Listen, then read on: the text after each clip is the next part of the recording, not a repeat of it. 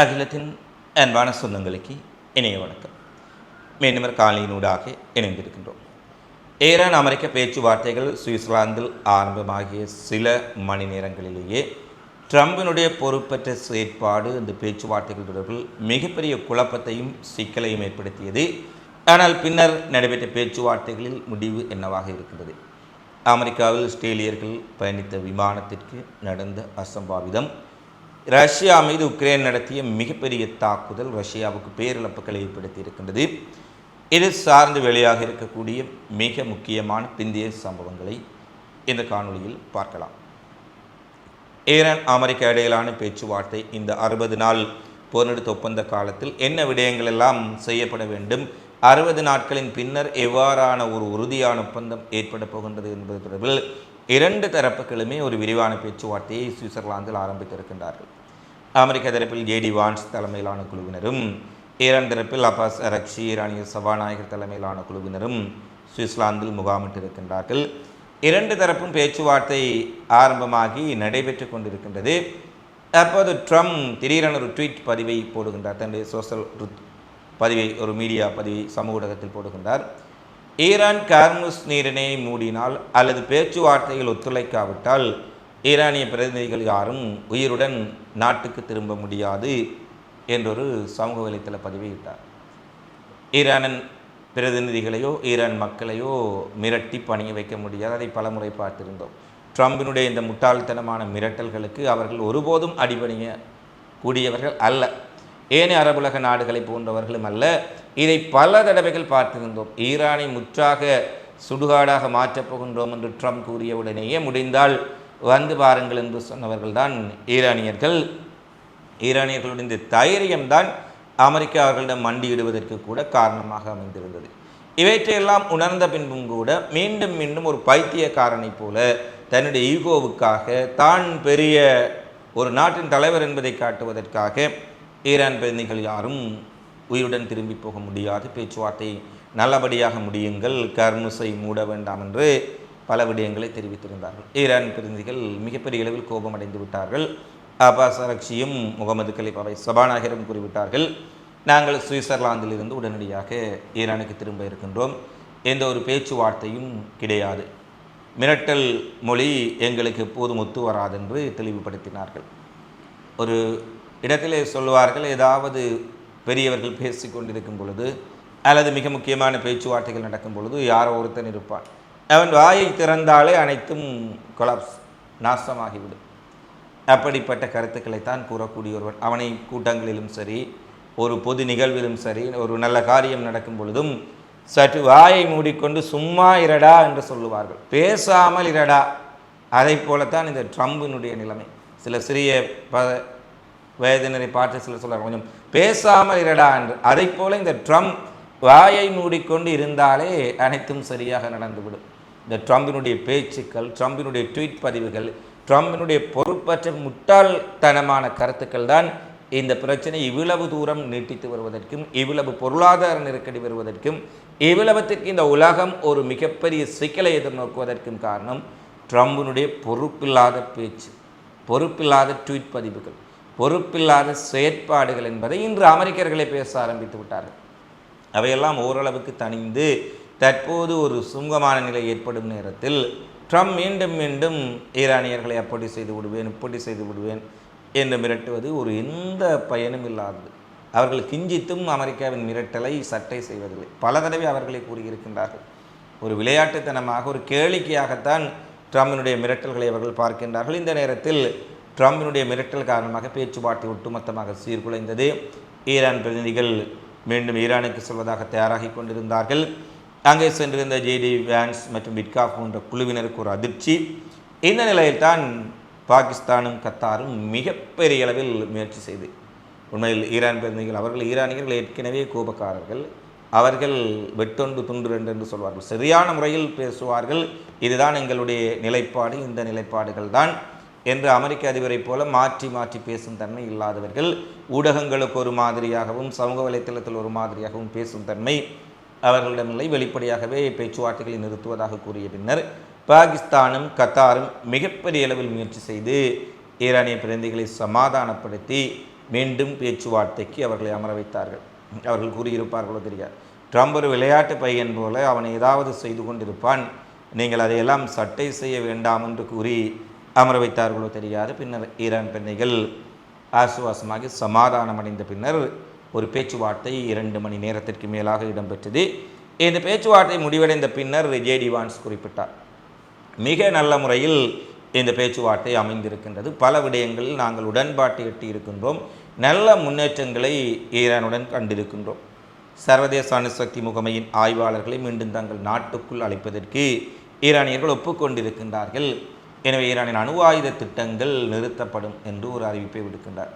ஒரே ஒரு விடயம், தங்களுக்கு சாதகமான விடயத்தை ஜேடி வான்ஸ் குறிப்பிட்டாரே தவிர ஈரானினுடைய தடைகள் நீக்கப்படுவது, ஈரானுடைய சொத்துக்கள் விடுவிக்கப்படுவது, ஈரானுடைய ஏவுகணை திட்டங்களுக்கோ பாலிஸ்டிக் திட்டங்களுக்கோ எந்த தடையும் கிடையாது, ஈரானுக்கு பல பில்லியன் டாலர்களை நாங்கள் இழப்பீடாக வழங்கப் போகின்றோம் என்று ஈரானுக்கு சார்பான எந்த விடயத்தையும் ஜேடி வான்ஸ் பொதுவெளியில் குறிப்பிடவில்லை. ஏனெனில் அவர்களுக்கே தெரியும், ஒரு விடயம் இந்த அணுசக்தி விடயத்தில் அது கூட உறுதிப்படுத்தப்படவில்லை. இதில் மட்டும்தான் அமெரிக்காவுக்கு சாதகமான விடயம், அத்தனை விடயங்களும் ஈரானுக்கு சாதகமாகத்தான் இருக்கின்றன. பல பில்லியன் டாலர்கள் முதலீடு வேறு பணம் வேறு ஈரானுக்கு இவர்கள் கொடுக்க சம்மதித்திருப்பதால் ஈரானுக்கு ஒரு மிகப்பெரிய பொருளாதார வளர்ச்சி இந்த ஒப்பந்தம் நிறைவடைந்த பின்னர் இருக்கும் என்பதில் எந்த மாற்று கருத்தும் இல்லை. அதனால் தான் இஸ்ரேல் மிகப்பெரிய அளவில் இதை குழப்பிவிட துடிக்கின்றார்கள். இந்த நிலையில் தான் ஈரானும் பேச்சுவார்த்தை முடிவடைந்த பின்னர் அரக்ஷி குறிப்பிடுகின்றார், பல விடயங்களில் உடன்பாடு எட்டப்பட்டாலும் கூட லெபனானிலிருந்து இஸ்ரேல் முழுமையாக வெளியேறாவிட்டால் அனைத்து அமெரிக்க ஈரான் பேச்சுவார்த்தைகளும் முற்றாக இடைநிறுத்தப்படும் நிலை ஏற்படும் என்றும், இஸ்ரேலினுடைய தொடர்ச்சியான நடவடிக்கைகள் மிக கடுமையான பதிலடியை தூண்டக்கூடும் என்றும் எச்சரிக்கை விடுத்திருப்பதுடன் இஸ்ரேலை அமெரிக்கா கட்டி வைக்க வேண்டும். ஏனெனில் இஸ்ரேலுடைய கடிவாளம் அமெரிக்காவின் கையில் இருக்கின்றது. இராணுவ உதவிகள், ஆயுத உதவிகள், பணம் என கொடுத்து கொண்டிருக்கின்றார்கள். எனவே இஸ்ரேலை கடிவாளத்தை இறுக்கமாக பிடித்திருங்கள், இஸ்ரேலை நீங்கள் கடிக்க விட்டு வேடிக்கை பார்க்க வேண்டாம். எனவே இஸ்ரேலை கட்டுப்படுத்தாவிட்டால் இந்த ஒப்பந்தம் ஒட்டுமொத்தமாக பலவீனமாகிவிடும் என்பதையும் ஈரான் தெளிவுபடுத்தி இருக்கின்றார்கள். அடுத்து அமெரிக்காவுக்கு ஒரு அடி விழுந்திருக்கின்றது. அமெரிக்க அதிபர் டொனால்ட் ட்ரம்ப் இதற்கு முன்னிய காணொலிகளை பார்த்த நண்பர்களுக்கு தெரியும், ஹிஸ்புல்லாவை இஸ்ரேல் சமாளிக்கும் திறனை கொண்டிருக்கவில்லை. அவர்கள் ஹிஸ்புல்லா விடயத்தில் தவறான போரை புரிகின்றார்கள், ஹிஸ்புல்லாவை அளிப்பதாக கூறி லெபனான் குடிமக்களையும் மட்டுக்குமாடி கடியிருப்புகளையும் மிகப்பெரிய அளவில் அழித்து கொண்டிருக்கின்றார்கள் என்றெல்லாம் வெளிப்படையாக பேசுகின்றார். இந்த நிலையில் தான் இவர் இன்னும் ஒரு நரித்தனமாக ட்ரம்ப் இஸ்ரேலை இந்த லெபனான் முனையில் இருந்து எடுத்துவிட்டு சிரியாவில் இருக்கக்கூடிய அல் ஜலானி தலைமையிலான படைகளுடன் ஹிஸ்புல்லாக்களை மோதவிட்டு ஹிஸ்புல்லாக்களை கட்டுப்படுத்த முடியும் என்றொரு விடயத்தை ஆலோசனை அல் ஜலானிக்கு குறிப்பிட்டிருந்தார். சிரியாவுக்கும் அது டமாஸ்கஸ் தூதுவர் மூலம் அதிகாரபூர்வமாக தெரிவிக்கப்பட்டது. இந்த விடயத்தை இன்று அல் ஜலானி மறுத்துவிட்டார். ஹிஸ்புல்லாவுக்கும் எங்களுக்கு மிகப்பெரிய சிக்கல்கள் இருக்கின்றன, பிரச்சனைகள் இருக்கின்றன, கடந்த காலத்தில் பல விடயங்களில் முரண்பாடுகள் இருக்கின்றன, ஆனால் ஒட்டுமொத்தமாக லெபனானும் ஒரு போருக்குள் அழிவுக்குள் செல்வதை நாங்கள் விரும்பவில்லை என்று அல் ஜலானி தெளிவாக குறிப்பிட்டு விட்டார். இது அமெரிக்க அதிபருக்கு ஏற்பட்டிருக்கக்கூடிய ஒரு பின்னடைவு தான். ஏனெனில் சிரியாவில் தங்களுடைய பொம்மை ஆட்சியை ஏற்படுத்தி அல் ஜலானி மூலம் பல விடயங்களை சாதிக்கலாம் என்று நினைத்த அதிபருக்கு ஒரு அடி. அல் ஜலானி அதை விரும்பி சொன்னாரோ விரும்பாமல் சொன்னாரோ ஒரு விடயத்தை நினைத்திருப்பார். அமெரிக்காவை நம்பி இஸ்ரேலை நம்பி சென்ற அரபுக்களுக்கு என்ன நடந்தது, அரபு நாடுகள் என்ன நிலையில் இருக்கின்றன, குறிப்பாக அமெரிக்காவின் மிக நெருக்கமான இஸ்ரேலின் மிக நெருக்கமான ஐக்கிய அரபு எமிரேட்ஸ், குவைத், பஹ்ரைன் போன்ற நாடுகளின் கதி என்ன ஆனதை ஒரு முறை நினைத்து பார்த்திருப்பார். மிகப்பெரிய தொலைவில் இருக்கக்கூடிய நாடுகளை எல்லாம் மிகப்பெரிய வான் பாதுகாப்பு அமைப்புகளை வைத்திருக்கக்கூடிய இஸ்ரேலையே அமெரிக்க படைத்தளங்களையே ஈரான் துவம்சம் செய்து விட்டார்கள்.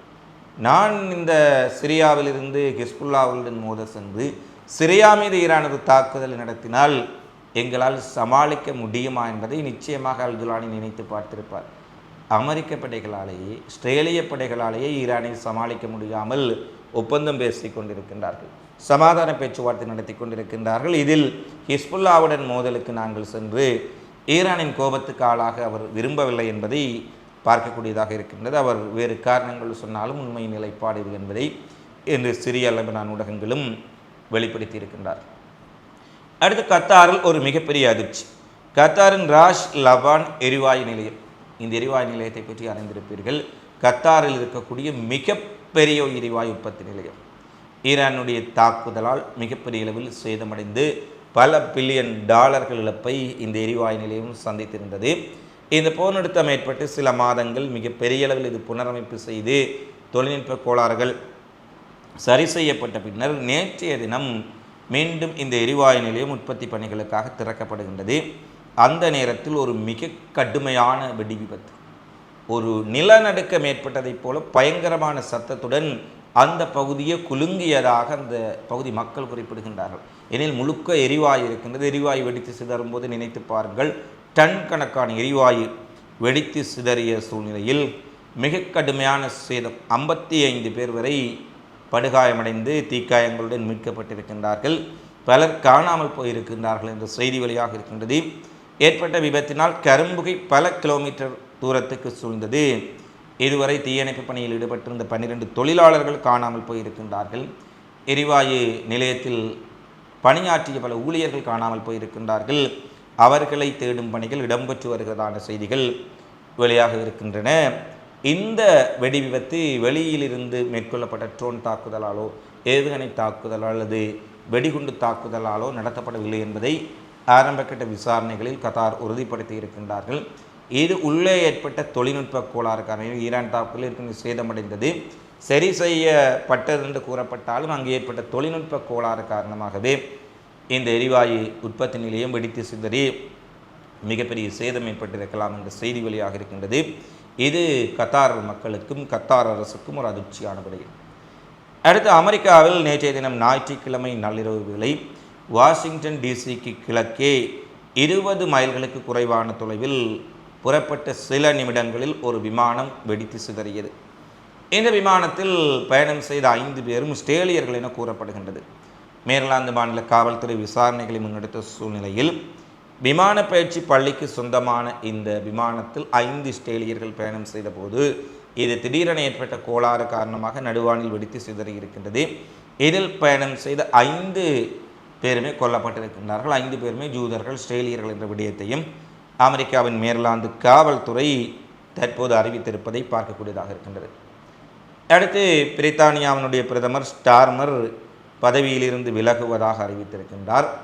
அதன்படி அந்த பதவியை நாடாளுமன்ற உறுப்பினர் ஆண்டி பெர்கம் அவர்கள் நிரப்புவார் என கூறப்படுகின்றது.